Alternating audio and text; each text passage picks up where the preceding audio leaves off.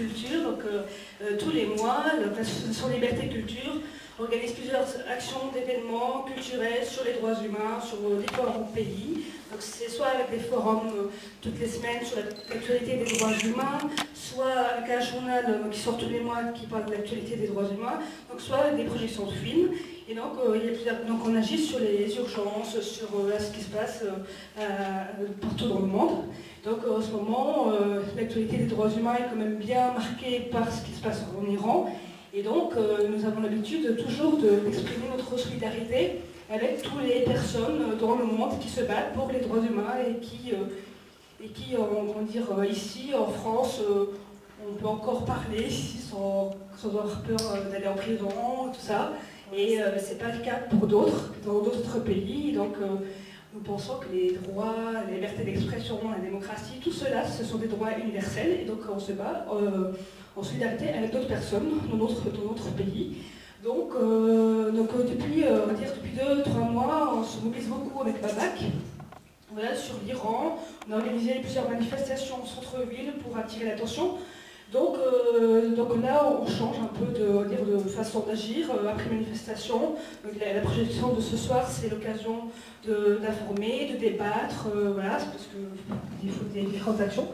Et donc voilà, là, je voulais aussi remercier quand même Monsieur Laurent Grand-Guillaume, qui est l'adjoint du maire de Dijon, et grâce à qui cette soirée peut avoir lieu, car au départ, cette soirée a failli être annulée, parce qu'au départ, la mairie ne voulait pas donner cette salle-là pour parler de l'Iran.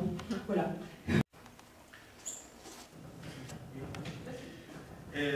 Donc, comme disait Sarah, c'est la troisième occasion de parler d'Iran. On a organisé un rassemblement 2 fois, place François-Rude, centre-ville, sur les événements récents qui ont eu lieu en Iran après les élections disputées de M. Ahmadinejad. Et cette soirée est consacrée à la projection d'un film qui s'appelle Les Bassidji. Vous allez voir, et après on va donner la parole aux 3 journalistes qui sont ici, qui sont arrivés sur l'Iran récemment, et Dieu merci, qui ont pu quitter l'Iran malgré tout, et qui sont sur Dijon pour des raisons, comme vous pouvez vous en douter, pour des raisons politiques. Ils attendent le carte séjour, ils attendent un avenir plus propice, on va dire, sur le sol français. Et après la projection, il y aura un espace pour discuter avec eux, pour leur poser des questions, pour leur demander surtout des questions sur les événements post-présidentiels. Parce qu'ils viennent de sortir de l'Iran, ils sont comme la voix vive du peuple iranien. Voilà. Je vous présente donc d'abord Sepideh, et Benjamin et Carré. Et voilà, on va voir le film. Donc, c'est un Iranien qui habite en France depuis des années et qui a pu, on va dire entre guillemets, s'infiltrer en Iran, parce que c'est pas évident, vous pouvez vous en douter. Et il a pu réaliser ce film, il a pu sortir avec, et c'était juste avant les élections présidentielles. Si c'était après, il y aurait voilà, dédié questions-réponses. Je vous signale qu'il y a 2 listes sur les tables, l'une en français et l'autre en personne dans le courroux en français. Si vous voulez garder le contact avec notre association Liberté Culture et rester en contact avec nous sur les événements à venir, sur l'Iran bien sûr. Parce que le 8 mars, on croise les doigts, il y aura une autre projection sur la femme, sur la situation de la femme en Iran. Et ce sera animé aussi par Sarah et Sepideh, qui est une femme journaliste, qui peut nous en dire plus long sur la situation de la femme militante en Iran.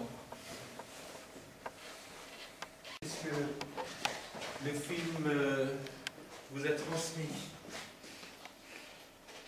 C'est assez effrayant, hein. c'est assez effrayant. Je trouve qu'on voit quand même qu'il n'y a pas de liberté, quoi. Enfin, je ne suis peut-être pas au micro, ça peut aller. Non, mais moi je trouve ça assez effrayant, surtout le sort des femmes. Bon, je sais pas, ça fait peur, quoi, ça fait froid dans le dos. Je me dis, je suis contente de vivre en France.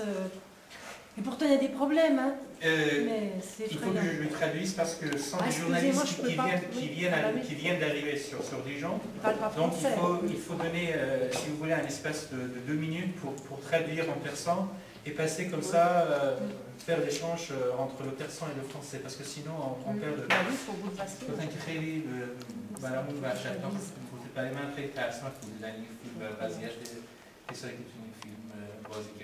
Il faut préciser que, comme je vous disais au début, c'est un film qui est sur les Basiji, donc la milice paramilitaire qui œuvre, si vous voulez, avec les gardiens de la République islamique, mais qui n'a rien à voir finalement avec les événements présidentiels, après les élections. C'est avant.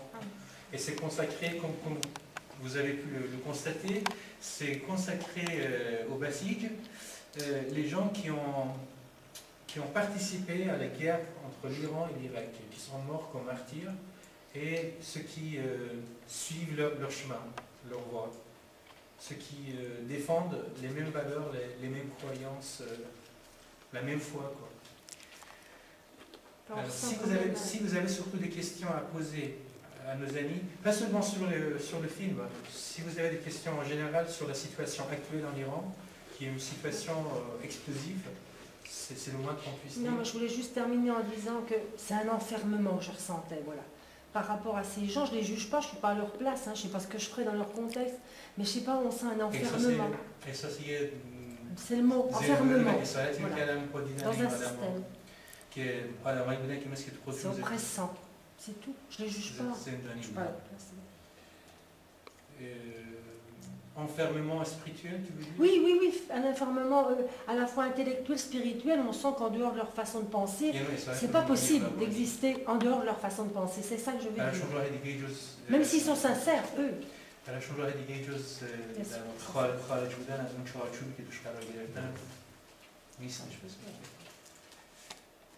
Tout est comment dire, tout est ramené à la religion. Il n'y a que ça.